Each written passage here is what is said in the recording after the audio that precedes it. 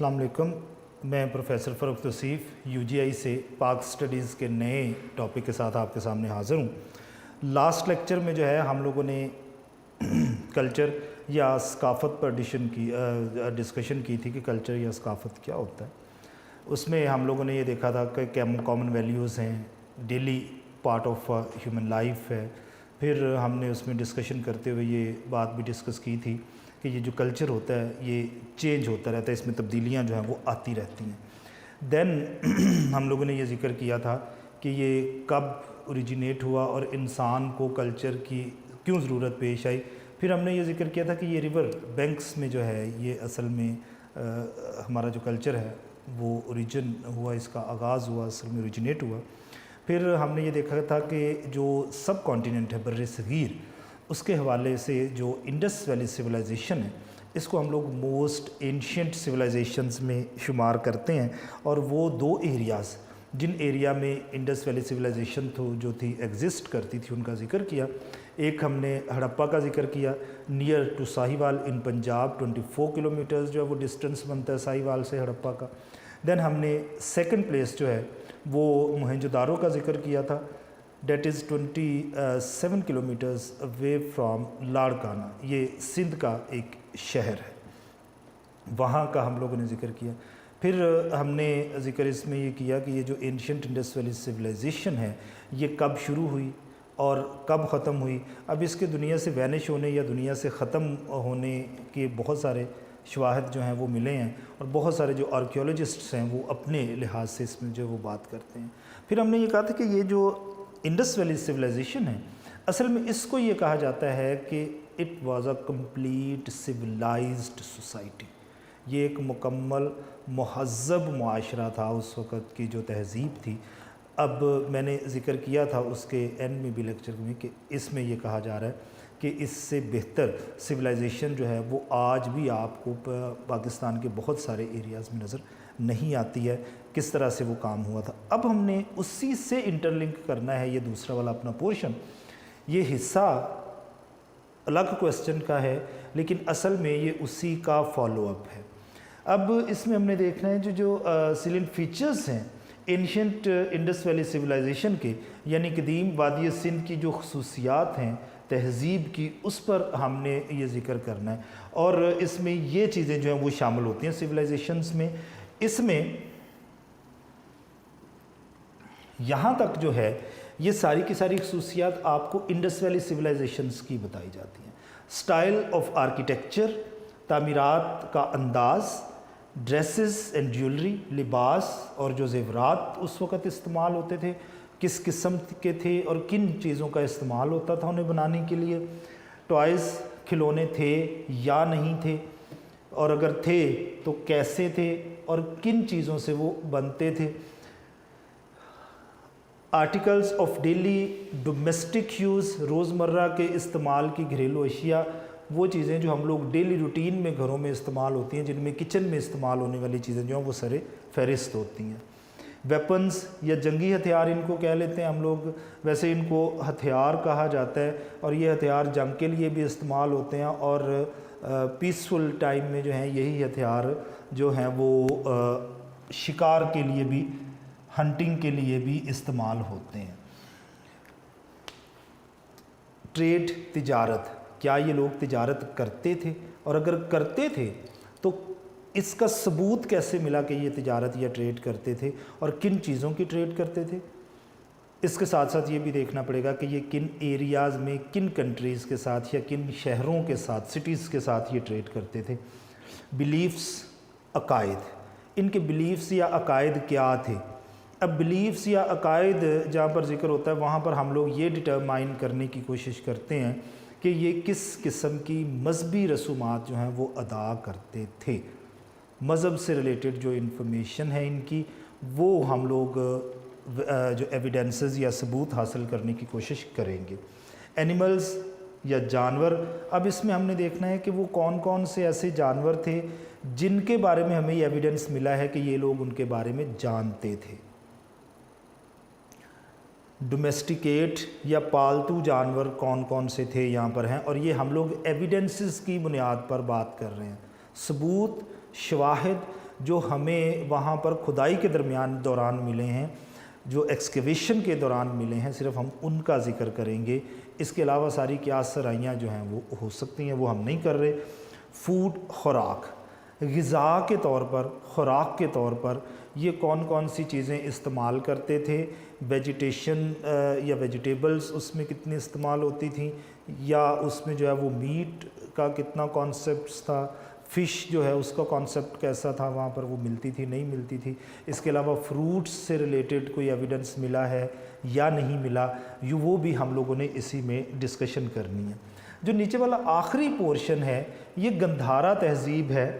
गंधारा तहज़ीब के बारे में हम लोग ज़िक्र करेंगे, और ये याद रखिएगा गंधारा तहज़ीब उस वक्त शुरू हुई जिस वक्त जो है इंडस वैली सिविलाइजेशन या वादी सिंध की जो तहज़ीब है ये मुकम्मल ख़त्म हो चुकी थी। उसके ख़त्म होने के बाद ये सिविलाइजेशन जो है ये स्टार्ट हुई।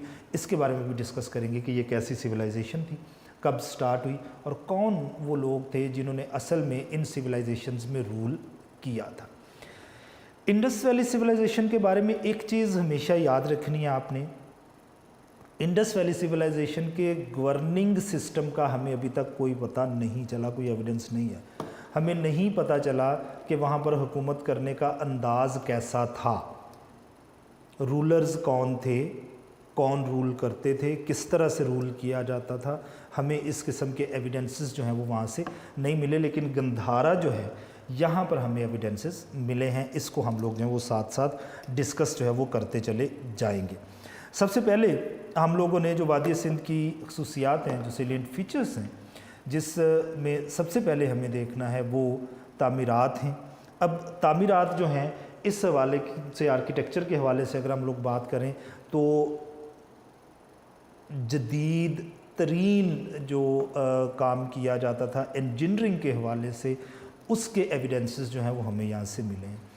सबसे पहले हम लोग ज़िक्र कर लेते हैं गलियों का, स्ट्रीट्स का, वेन्यूज़ का। अब इसमें देखिएगा आज भी ये जो लाहौर है ना, अंदरूनी लाहौर, ये इस सिविलाइजेशन से बहुत बाद में बना, लेकिन यहाँ पर आपको जितनी भी गलियाँ नज़र आती हैं, एक तो नैरो, दूसरा ये जिग जैग सी हैं, कोई पता नहीं कैसी हैं, बहुत नैरो हैं, बहुत छोटी हैं। यहाँ से पैदल दो लोगों का गुज़रना जो है वो भी काफ़ी मुश्किल होता है। और इसमें से कोई भी स्ट्रीट जो अंदरूनी लाहौर की है, जो कि इससे कई सदियों बाद मार्ज वजूद में आई, कोई भी रेक्टेंगुलर शेप्ड नहीं है। ये सारी की सारी गलियाँ रेक्टेंगुलर शेप्ड हैं, यानी 90 दर्जे पर, 90 डिग्री पर ये एक दूसरे को कता करती हैं, मिलती हैं। तो ये ज्योमेट्री और इंजीनियरिंग का एक बड़ा खूबसूरत काम है। और दूसरा ये वास्ट है, कुशादा है, खुली है। ये बड़ा खूबसूरत कॉन्सेप्ट था। अब अगर 5000 साल पहले की सिविलाइजेशन में आपको रेक्टेंगुलर शेप्ड गलियां नज़र आती हैं और उसके साथ साथ ये बड़ी खुली हैं, कुशादा हैं, तो इसका मतलब ये है कि ये लोग इंजीनियरिंग में काफ़ी महारत रखते होंगे, इनको पता होगा कि इसका फ़ायदा क्या हो सकता है। और जब ये चौड़ी हैं, खुली हैं, कुशादा हैं, वास्ट हैं, तो इसका मतलब ये है कि ये कोई ना कोई सवारी इस्तेमाल डेफिनेटली करते होंगे ट्रांसपोर्टेशन के लिए, आमदोरफ्त के लिए। उसके अलावा अगर पैदल चलने वाले लोग थे या घोड़ों पर सफ़र करने वाले या किसी भी जानवर पर, अकेले पर सफ़र करने वाले ये लोग थे, तो इन डैट केस गलियों का इतना चौड़ा होना उनके लिए कोई माने नहीं रखता। इसका मतलब है कि कोई ना कोई व्हीकल जो है, कार्ट वगैरह, कोई रेडी वगैरह डेफिनेटली यहाँ पर इस्तेमाल होती थी और लोग इसको यूज़ करते थे ट्रांसपोर्टेशन के लिए। देन इन गलियों में एक और बड़ी खूबसूरत चीज़ है कि ये गलियाँ पक्की हैं, ब्रिक्स से बनी हुई हैं, ब्रिक्स से।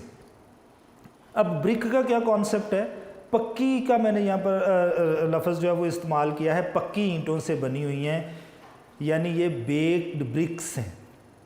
इसका मतलब ये है कि ये जानते थे कि जो सॉइल है, क्ले है, मिट्टी है, इसको अगर आग में तपा लिया जाता है तो ऐसी सूरत में जो है इसकी मजबूती में कई गुना इजाफा हो जाता है। अब ये गलियां पक्की हैं, इससे एक और चीज़ का कॉन्सेप्ट हमारे यहाँ पर क्लियर हो जाना चाहिए कि ये वाली जो पक्की गलियाँ बनाने का एक मकसद और भी होता है, सफाई में आसानी रहती है और बारिश का जो पानी है उसकी जो निकलने में, जो फ्लशिंग में काफ़ी आसानी पैदा होती है इसकी वजह से। कच्ची गलियाँ होंगी, पानी खड़ा होगा, कीचड़ बनेगा, सफाई के मामलात ख़राब होते चले जाएंगे। लेकिन यहाँ पर जो है पक्की गलियाँ नज़र आ रही हैं, इसमें मामलात हैं। सीवेज सिस्टम, यहाँ का जो सीवेज सिस्टम है, सीवरेज का सिस्टम वो बहुत खूबसूरत और है। गलियों के किनारों के साथ नालियाँ जो हैं वो बनाई गई हैं और ये नालियाँ जो हैं ये ढकी हुई हैं टाइल्स के साथ, इनको जो है ये ढक दिया गया है। अब किनारे पे हमेशा सिविलाइजेशन में गलियां जो हैं वो तामीरात में, आर्किटेक्चर में बनाई जाती हैं।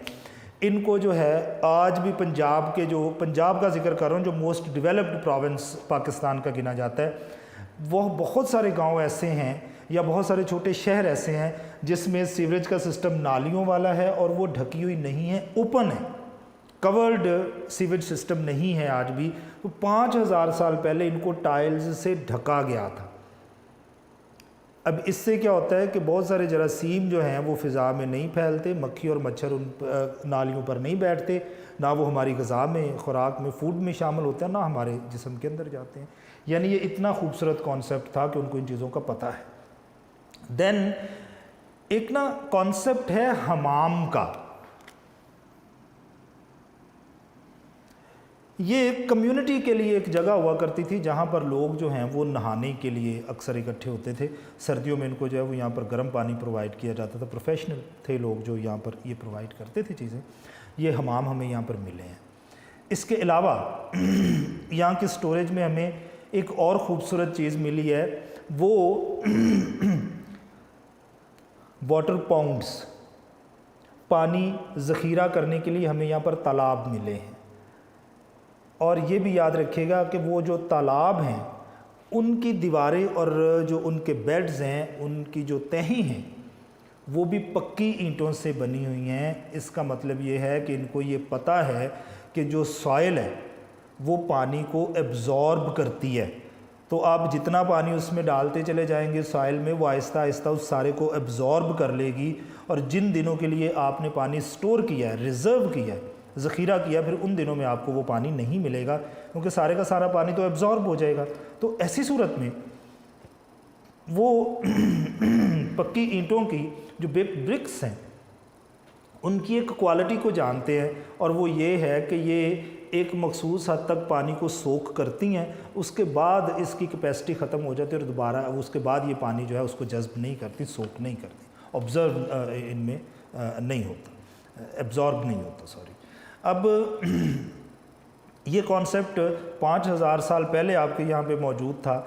बात काफ़ी हैरत की है कि वो कितने आला इंजीनियरिंग रखने वाले लोग थे। बाथरूम, टॉयलेट्स जिसे हम लोग कहते हैं, उसका कॉन्सेप्ट हिंदुस्तान में आज भी बहुत सारे एरियाज़ में नहीं है। लोग खेतों की तरफ जाते हैं हाजत रवाई के लिए, तो यहाँ पर हमें घरों के अंदर जो हैं वो एविडेंस मिले हैं बाथरूम के, टॉयलेट्स के। इससे ज़्यादा बेहतरीन जो है वो क्या हो सकता है कि जनाब लोग किस तरह से जो है वो अपनी पर्दादारी का और अपनी जो हाजात हैं उनका किस तरह से जो है वो ख्याल रखते थे। देन जो घर थे इनके वो वास्ट, कुशादा हैं, खुले हैं, बड़े बड़े हैं, और छतें ऊंची जो हैं वो रखी जाती थी ताकि ये, चूँकि गर्म इलाके हैं दोनों ही, हमारा जितना भी साउथ पंजाब का इलाका है ना, जनूबी पंजाब का इलाका, ये काफ़ी ज़्यादा गर्मियों में गर्म हो जाता है। तो इसमें हमें इसके लिए उन्होंने कुशादा, ऊंचे, हवादार और रोशन जो है वो घर मिलते हैं। इसमें एक कॉन्सेप्ट बड़ा खूबसूरत रखा गया था कि इनका जो फेस है वो उस तरफ बनाया जाता था जिस तरफ सूरज जो है उसकी रोशनी ज़्यादा देर तक आपके घरों में दाखिल हो सके, ताकि आपको मिशाल या दिया जो है वो बहुत कम जलाने की ज़रूरत महसूस हो। मसनूई रोशनी जो है, आर्टिफिशियल लाइट के मामलात कम आपको कंसिडर करने पड़े। यहाँ जो मुझे सबसे खूबसूरत चीज़ लगती है, और उस हवाले से अगर हम लोग देखें उस ज़माने के हिसाब से, जो एंशंट हमारा टाइम था इंडस वैली सिविलाइजेशन का, उसमें तहखाने, इसका कॉन्सेप्ट जो है हमें बहुत ज़्यादा मिलता है।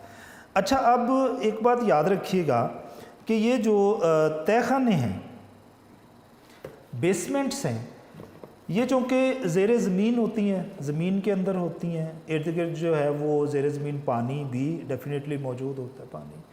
तो इनकी सीपेज रोकने के लिए इनकी दीवारों को और इसके जो फर्श होता है, फ्लोर होता है, उसको हमें किसी चीज़ से सील करना पड़ता है ताकि पानी जो है वो अंदर ना आए या नमी तहखाने के अंदर ना आए।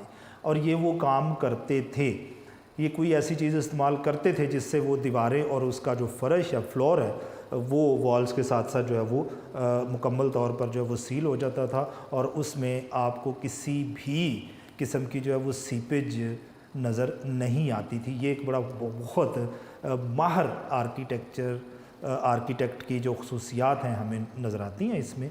अब इसमें एक और चीज़ है बच्चों, कि जो तहखाना है या बेसमेंट्स हैं, ये आजकल तो खैर स्पेस जस्टिफिकेशन के लिए बनाई जाती हैं, लेकिन पहले वक्तों में ये बेसमेंट्स जो हैं या तहखाने जो हैं, ये मौसम की शिद्दत से बचने के लिए बनाए जाते थे।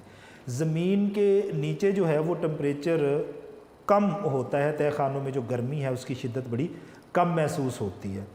अब इसमें रोशनी का बंदोबस्त करने के लिए भी जो है वो रास्ते रखे गए थे, और हवा की वेंटिलेशन के लिए भी रास्ते मौजूद थे, और छतें इतनी मजबूत बनाई जाती थीं कि जिनको ग्राउंड फ्लोर के रहने वाले लोग जो हैं वो फ्लोर के तौर पर, फर्श के तौर पर इस्तेमाल करते थे, और वो कोलैप्स नहीं होती थी। इसका मतलब ये है कि तामीरात में, आर्किटेक्चर में इनको जो है वो बहुत ही महारत हासिल थी। इसके बाद यहाँ पर पानी के बाकायदा कुएँ मिले हैं, उसका एविडेंस मिला है कि ये लोग कुआं खोदना और कुएँ को पक्का बनाना, जो मैंने तालाब के लिए कॉन्सेप्ट आपके सामने रखा था, ये सारे के सारे लोग जो हैं वो उसमें काफ़ी ज़्यादा महारत रखते थे। अब दूसरी चीज़ ज्वेलरी और ड्रेसेस हैं। इसमें हमें एविडेंसेस मिले हैं कि कपास से किसी तरीके से जो है वो धागा बनाया जाता है, थ्रेड जो है वो उससे बनाया जाता है।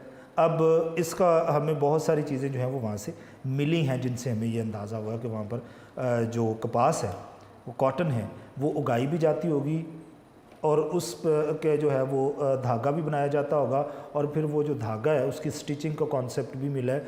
सुइयाँ वगैरह जो हैं वो मिली हैं बनी हुई वहाँ से, जिससे हमें ये अंदाज़ा हो कि ये लोग जो है वो सिला हुआ लिबास जो है वो पहनते थे। कपड़ा भी बुना जाता है, लिबास भी पहनते हैं। सिल्क का या रेशम का वहाँ से अभी तक कोई पीस नहीं मिला, जिससे हमें ये अंदाज़ा हुआ कि ये लोग अभी तक रेशम का जो कपड़ा है उसके इस्तेमाल से वाकिफ़ नहीं थे। फिर कढ़ाई, बेल बूटे बनाना कपड़ों पर, इसमें भी ये लोग महारत रखते थे। हमें ज़मीन से कपड़े का कोई टुकड़ा नहीं मिला जिस पर कढ़ाई जो है ये की गई होगी, लेकिन बच्चों जो हमें वहाँ से खिलौने मिले हैं, उन्होंने जो कपड़े पहने हुए थे उन कपड़ों पर जो है वो बेल बूटे बने हुए थे। तो जिससे हमें ये कॉन्सेप्ट क्लियर हुआ कि अगर खिलौनों के जो कपड़े हैं उन पर बेल बूटे बने हुए हैं, उन पर कढ़ाई का काम हुआ है, तो इसका मतलब ये है कि ये उसमें काफ़ी ज़्यादा महारत रखते थे। अब इसके अलावा जो ख़वातीन हैं उनमें लहंगा और चादर का जो इस्तेमाल है वो आपको काफ़ी ज़्यादा मिला है, और ये भी कॉन्सेप्ट हमने खिलौनों से ही जो है वो बनाया है, और वही क्लियर किया कि ऐसा होता होगा। और जो मर्द हजरात हैं वो आमतौर पर जिस्म ढांपने के लिए 2 चादरें जो हैं वो अनसिली इस्तेमाल करते थे। ये कॉन्सेप्ट भी हमें वहाँ से ऐसे खिलौने मिले हैं जो मर्दाना वजाहत के हैं, उनसे हमें ये चीज़ें जो हैं वो काफ़ी ज़्यादा क्लियर हुई हैं।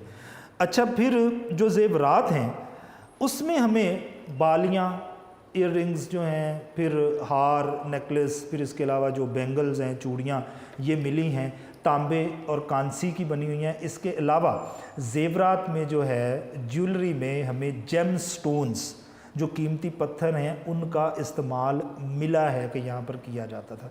इसका मतलब ये है कि ये लोग फैमिली लाइफ गुजारना पसंद करते थे, फैमिली में रहना पसंद करते हैं और उनके लिए काम करना भी ये लोग जो हैं वो काफ़ी ज़्यादा पसंद करते हैं। हाथी दांत के बने हुए जो आइवरी आइटम्स हैं वो भी काफ़ी ज़्यादा ज़ेवरात जो हैं वो हमें यहाँ से मिले हैं, जिससे हमें ये भी अंदाज़ा हुआ कि इनको हाथी जो है, एक तो उसका पता है और दूसरा ये उसके दांत का इस्तेमाल जानते हैं, और ज़ेवर में वही चीज़ इस्तेमाल होती है जो उस वक्त के लिहाज से कीमती हो। इसका मतलब यह है कि हाथी दांत उस वक्त भी काफ़ी कीमती जो है वो कंसिडर किया जाता होगा, जिससे लोग जो है वो डिफरेंट किस्म के जो ज़ेवरात हैं, जो ज्वेलरीज़ हैं, वो बनाते हैं। देन अगर हम लोग जिक्र करें खिलौनों का, टॉयज़ का, तो इसमें आप लोगों को क्ले या मिट्टी से बने हुए जो ज़्यादातर ज़ेवरात हैं वो खिलौने हैं, वो टॉयज़ जो हैं वो मिलते हैं। अब बेटा टॉयज़ का किसी जगह से मिलना ये इस तरफ इशारा करता है कि वहाँ के रहने वाले लोग वो फैमिली लाइफ गुजारना पसंद करते हैं। खिलौने, टॉयज़ जो हैं हमेशा बच्चों को खुश करने के लिए लाए जाते हैं। अब टॉयज़ जो है वो अगर वहाँ पर मिले हैं तो इसका मतलब ये है कि वो लोग बच्चों से मोहब्बत करते हैं, फैमिली लाइफ गुजारते हैं और बच्चों को खुश करने की कोशिश करते हैं। ज़्यादातर टॉयज़ हमें क्ले या मिट्टी के मिले हैं, लेकिन उसके साथ साथ हमें बहुत सारे टॉयज़ जो हैं वो ऐसे भी मिले हैं, खिलौने वहाँ पर ऐसे भी हैं जो तांबे या कांसी के, ब्राउन्स या कॉपर के जो हैं वो बने हुए हैं, और इसमें ज़्यादातर जो है वो मिनिएचर्स हैं डिफरेंट चीज़ों के, यानी इंसान नुमा जो है वो गुड़िया गुड्डे जो है वो वहाँ से मिले हैं। फिर मुख्तलिफ़ जानवरों के जो है वो मिनिएचर्स, छोटे खिलौने बने हुए मिले हैं, जिसमें एक चीज़ जो है वो रथ,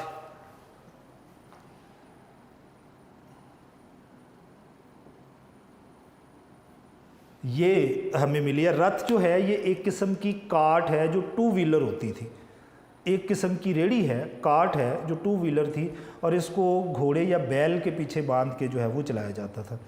उस ज़माने के जो हमें खिलौने मिले हैं उसमें जो हमें खिलौना मिला है मिट्टी का बना हुआ है, वो रथ है, और रथ के आगे जो है वो बैल जुता हुआ है। इसका मतलब यह है कि उस ज़माने में वो जो कार्ट, वो जो रेडी जिसे रथ कहा जाता है, वो जो है वो बैल के ज़रिए जो है वो चलाई जाती थी।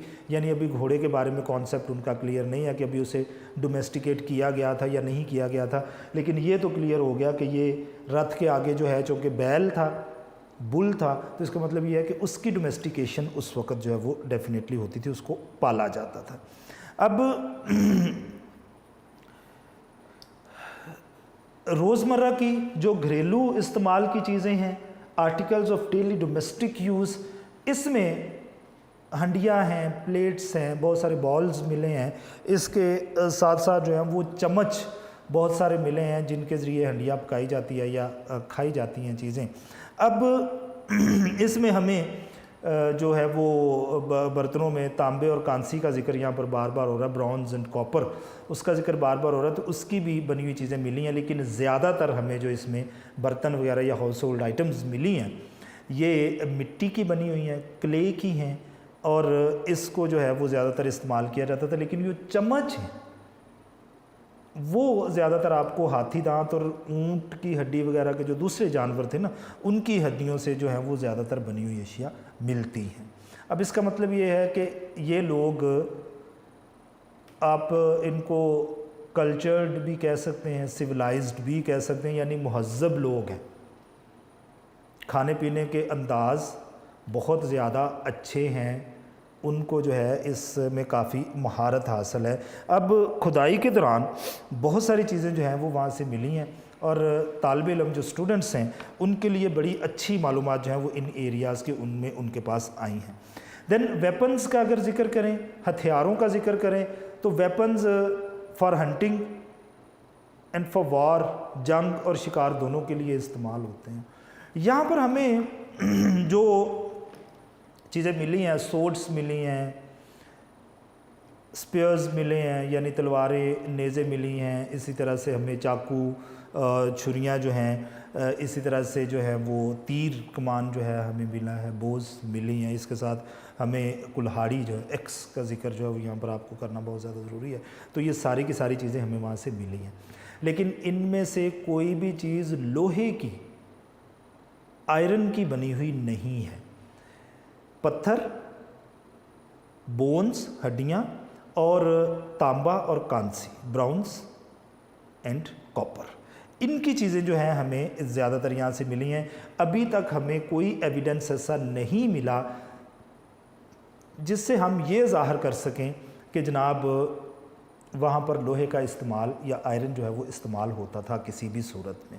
अच्छा, अब दिलचस्प बात ये है कि ये जो वेपन्स हमें यहाँ से मिले हैं वो इतनी माइनर तादाद में मिले हैं, इतने कम मिले हैं कि इससे अंदाज़ा लगाने में कोई मुश्किल हो ही नहीं सकती कि ये लोग जो हैं वो वॉरियर्स तो नहीं हैं, जंगजू नहीं हैं। लड़ाई झगड़े, जंग, वॉर्स वो इन्हें बिल्कुल पसंद हैं ही नहीं, क्योंकि अगर ये लड़ाका थे, वॉरियर्स थे, जंगजू थे, जंगें लड़ना पसंद करते थे, तो इनके पास वेपन्स की एक हैंडसम जो है वो अमाउंट होनी चाहिए थी, वेपन्स बहुत ज़्यादा होने चाहिए थे। लेकिन अगर वेपन्स ज़्यादा नहीं हैं वहाँ पर, तो इट मीन्स कि ये लोग जो हैं वो लड़ाई झगड़े के लिए इन हथियारों को, इन वेपन्स को इस्तेमाल नहीं करते थे, बल्कि इनको मुख्तलिफ़ जानवरों का शिकार करने के लिए इस्तेमाल में लाया जाता था। ये एक बहुत बड़ा एविडेंस होता है बच्चों किसी भी कौम के जानने के बारे में। आप उनके जो हथियारों के ज़खायर होते हैं, जो वेपन के रिज़र्व्स होते हैं, आप उनके बारे में देखते हैं कि वहाँ पर कितनी तादाद में थे और कैसे थे। अब यहाँ पर वेपन्स तो हैं, लेकिन वेपन्स जो हैं उनकी तादाद बड़ी कम है और इतनी कम मिली है कि जिससे अंदाज़ा लगाने में हमें बिल्कुल भी कोई मुश्किल पेश नहीं आई है कि ये लोग बिल्कुल लड़ते तो नहीं होंगे, झगड़े वाले तो नहीं होंगे, वॉरियर्स डेफिनेटली नहीं होंगे, सुकून से रहते होंगे। और यही वो वजह है बेटा कि जब सेंट्रल एशिया के लोग यहाँ पर आए हैं तो उन्होंने बड़ी आसानी के साथ इन दोनों सिविलाइजेशंस पर कब्ज़ा कर लिया था।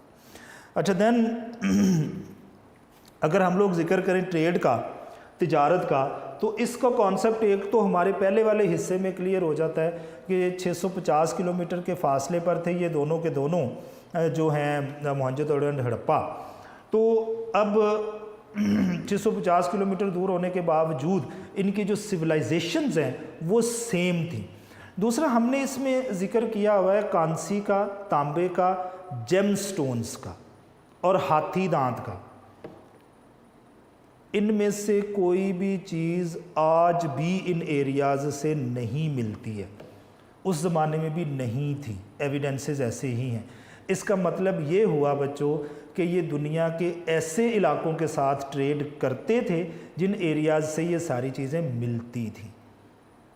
खुरासान जाते होंगे, चाइना जाते होंगे, ईरान के साथ तिजारत करते होंगे, सेंट्रल एशियन स्टेट, वस्ती जो एशियाई रियासतें हैं उनके साथ ये डेफिनेटली कारोबार करते होंगे, क्योंकि ये चीज़ें जो यहाँ से मिली हैं वो उनका तो वजूद वहाँ पर ना पहले था ना अब, कोई एविडेंस मिला नहीं हमें कि पहले थी यहाँ पे।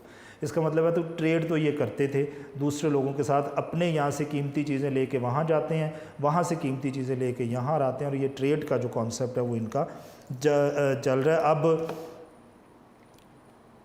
अगर अकायद की बात करें तो अंदाज़ा ये लगाया जाता है, ये सिर्फ इमेजिनेटरी एक कॉन्सेप्ट है, इमेजिन किया जा रहा है कि इनके बिलीफ्स जो हैं ये बुत परस्त थे, ज़्यादातर बुतों की पूजा करते थे, क्योंकि वहाँ से बहुत सारे बुत जो हैं, बहुत सारे आइडल्स हमें मिले हैं। अब अगर ये बुतों की पूजा करते थे तो पत्थरों और मुख्तलिफ़ किस्म की धातुओं के जो है वो बने हुए हमें वहाँ पर, चूँकि बहुत सारे आइडल्स, बहुत सारे बुत जो हैं वो मिले हैं। चाँद, सूरज, हवा, पानी, आग का कॉन्सेप्ट भी वहाँ से मिला है कि ये शायद उनकी पूजा भी करते होंगे। लेकिन वहाँ पर एक कॉन्सेप्ट, अब यहाँ तक जब बात की जाएगी तो हमें ये क्लियर हो जाएगा कि देवर हिंदूस, वो हिंदू थे। लेकिन अब अगर डिस्पोज ऑफ करने का ज़िक्र हम लोग करें बॉडीज़ को, जो इंसान मर जाता है उसको वो किस तरह से ख़त्म करते थे या किस तरह ठिकाने लगाते थे, डिस्पोज ऑफ कराते थे, तो कॉन्सेप्ट जो है वो फ़र्क हो जाएगा। हिंदूज़ अपने मुर्दों को जलाते हैं, लेकिन यहाँ पर जो हमें एविडेंसेस मिले हैं ये लोग मुर्दे जलाते नहीं हैं बल्कि उन मुर्दों को दफनाते हैं। इसका मतलब ये हुआ कि ये लोग जो हैं वो कुछ मिला जुला किस्म का, इनका कुछ ऐसा रिलीजन होगा जिसमें कुछ हिंदुइज़्म से रिलेटेड चीज़ें होंगी और कुछ इनकी अपनी जो हैं वो चीज़ें शामिल होंगी। देन इन्होंने बहुत बड़ी बड़ी इमारत ऐसी जो हैं बना रखी थी जिन इमारत में जो है वो इबादत की जाती थी इज्तिमाई तौर पर, इकट्ठे होकर, जैसे बाकी मज़ाहब में होता है और इस्लाम में भी हम लोग जो अपनी मजहबी रसूमात हैं वो इकट्ठे होके सरंजाम देते हैं। तो इस किस्म का कॉन्सेप्ट हमें वहाँ पर मिला है। देन द एनिमल्स, जानवर। अच्छा, जानवरों के बारे में कॉन्सेप्ट जो है वो कुछ हमें उनकी हड्डियाँ वगैरह मिली हैं, उनसे भी पता चला। और दूसरा ना, दीवारों पर कार्व्ड, खुदाई किए हुए बहुत सारे हमें जानवरों के जो हैं वो स्केचेस या जिन्हें आप तस्वीरें कह सकते हैं, पेंट, वो हमें मिली हैं, जिसमें मछली, भैंस है यानी फ़िश है, बफलो है, इसमें जो है वो रैबिट है, खरगोश है, स्नेक, इसी तरह से एलिफेंट है, टाइगर, इस किस्म के, और मछली, इस किस्म के बहुत सारे जो हैं वो चीज़ें, इवन राइनो, गैंडा जो है उसकी भी हमें तस्वीरें कार्व्ड की हुई या कंधा की हुई मुख्तलिफ़ दीवारों पर जो हैं वो मिली हैं, जिससे हमें ये पता चला है कि ये लोग जो हैं वो इन जानवरों को भी जानते थे और जानवरों की ताकत और अहमियत से भी वाकिफ़ थे। और यहाँ तक कि जो बहुत सारी मोहरें हमें वहाँ पर स्टैम्प्स मिली हैं, उन पर भी मुख्तलिफ़ जानवरों की जो तस्वीर हैं, जो फ़ोटोज़ हैं, पेंटिंग्स, फ़ोटोज़ जो हैं वो हमें वहाँ पर मिली हैं, जिससे हमें ये अंदाज़ा हो गया कि ये लोग जानते थे इन चीज़ों को। फिर मछली के वहाँ पर कांटे भी मिले, इसी तरह से मछली की जो है वो बहुत सारी तस्वीरें भी हमें वहाँ पर कार्व की हुई मिली, कंधा की हुई मिली। तो इससे हमें ये भी अंदाज़ा हुआ कि ये मछली का शिकार डेफिनेटली करते थे। खुराक या ग़ज़ा के बारे में अगर हम लोग ज़िक्र करें तो वहाँ से हमें बारले, जौ, वीट, गंदम, इसी तरह से खजूर, डेट और फ़िश जो है, इसके इस्तेमाल के एविडेंसेस जो हैं वो काफ़ी ज़्यादा मिले हैं। इसका मतलब ये है कि ये गंदम और जौ, बारले या जो वीट है उसकी वहाँ पर कल्टीवेशन करते हैं, एग्रीकल्चर से ये ताल्लुक़ रखते हैं। गंदम और कपास जो है उसको काश्त करते हैं, बोए जाते हैं। और अगर वहाँ पर खजूर की गुठलियाँ हमें मिली हैं तो इसका मतलब ये है कि वो लोग खजूर इस्तेमाल भी करते थे और खजूर को उगाते भी थे, फार्मिंग होती है इसकी।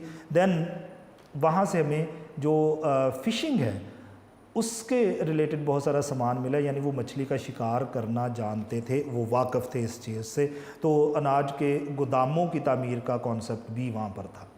ये सारी चीज़ें हमें वहाँ से मिलती हैं। देन हम लोग अगर जिक्र करें गंधारा तहज़ीब का, गंधारा सिविलाइजेशन का, तो हमने जो इंडस वैली सिविलाइजेशन है उसके बारे में ये कहा था कि ये तहज़ीब 2500 साल पहले ख़त्म हो गई थी, जबकि ये जो तहज़ीब है ये 2500 साल यानी 2500 साल पहले शुरू हुई थी। ये जो गंधारा तहज़ीब है ये सिविलाइजेशन दरियाए जो इंडस वैली सिविलाइजेशन है इसके शुमाल में है, नॉर्थ में है। रावलपिंडी से पिशावर तक का जो एरिया है वो गंधारा कहलाता है और टेक्सला इसका जो है वो मेन शहर या कैपिटल था गंधारा तहज़ीब का। अब गंधारा जो है ये असल में जितने भी लोग नॉर्दर्न साइड से सब कॉन्टिनेंट में आए, शुमाली इलाकों से आए, जिनमें ईरानी भी थे, जिनमें अफ़गानी भी थे, जिनमें सेंट्रल एशियन लोग भी थे, वो सारे के सारे इन्हीं एरिया से गुज़र के आए। अब इसके बारे में कहा जाता है कि गंधारा में टेक्सला के मुकाम पर दुनिया की पहली इंटरनेशनल यूनिवर्सिटी जो है वो मौजूद थी, यानी जिसमें पढ़ने के लिए दूर दराज के इलाकों से लोग आते थे। और यहाँ पर जो है वो महात्मा बुद्ध जो है, गौतम बुद्ध, उसका काफ़ी असर व रसूख जो है वो देखने में आता था। किशन फैमिली का एक बादशाह है कनिष्क। इस बंदे ने इस इलाके में काफ़ी अरसे तक रूल किया और उसके बाद उसका बेटा अशोका जो है उसने फिर गंधारा का जो सिविलाइजेशन है इसमें रूल किया। यानी अब इस सिविलाइजेशन में हमें ये पता है कि बादशाह थी, किंगिज़म था, लोग रूल करते थे, उनकी गवर्नेंस का सिस्टम हमें पता है कि गवर्नमेंट कौन सी थी, किस तरह से काम जो है वो यहाँ पर किया जाता है। अब ये जो अशोका था ये चूँकि पहले ये एक वॉरियर है, लड़ाका है, लेकिन बाद में जो है जब ये बुद्धिस्ट हुआ तो उसके बाद जो है ये काफ़ी पीसफुल आदमी रहा और इसने यहाँ की तरक्की के लिए काफ़ी जो है वो काम किया। यहाँ पर सबसे ज़्यादा जो काम बेहतर किया जाता था, चूँकि ये इलाका पहाड़ी है, पथरीला है, तो यहाँ पर पत्थरों की जो मुजस्समा साजी है, स्कल्पचर जो है वो स्टोन्स से बनाए जाते थे और उसमें काफ़ी माहिर भी थे ये लोग। अब सिकंदर जब आया तो वो भी इस इलाके से गुज़रा। जब इस इलाके से गुज़रा तो उसके जो माहिरीन थे स्कल्पचरिंग के, जो मुजस्समा साजी के माहिर थे, उन्होंने फिर गंधारा की आर्ट को मज़ीद बेहतर बनाया और गंधारा में जो मुजस्समा साजी का कॉन्सेप्ट हो वो ज़्यादा बेहतर होना शुरू हो गया। यहाँ पर ये बात याद रखिएगा कि यहाँ से आपको सिल्क का कॉन्सेप्ट इस्तेमाल होने का काफ़ी ज़्यादा मिला है, लोगों ने इसको काफ़ी इस्तेमाल भी किया है। यहाँ पर यूनानी और सेंट्रल एशियन या वस्ती एशियाई ममालिक जो हैं उनका काफ़ी ज़्यादा असर व रसूख उनकी तहज़ीब का जो है हमें यहाँ पर मिला है। टेक्सला जो है ये रावलपिंडी से तकरीबन 40 किलोमीटर के फासले पर मौजूद है। आज भी वहाँ पर इसकी जो बाकियात हैं, रिमेन्स हैं, वो मौजूद हैं और मुल्की और गैर मुल्की सियाह जो हैं वो वहाँ पर जाकर इसको जो है वो देख के और मालूमात हासिल करते हैं। अगले लेक्चर में हम लोग एक नए टॉपिक के साथ दोबारा हासिल होते हैं। अल्लाह हाफ़िज़।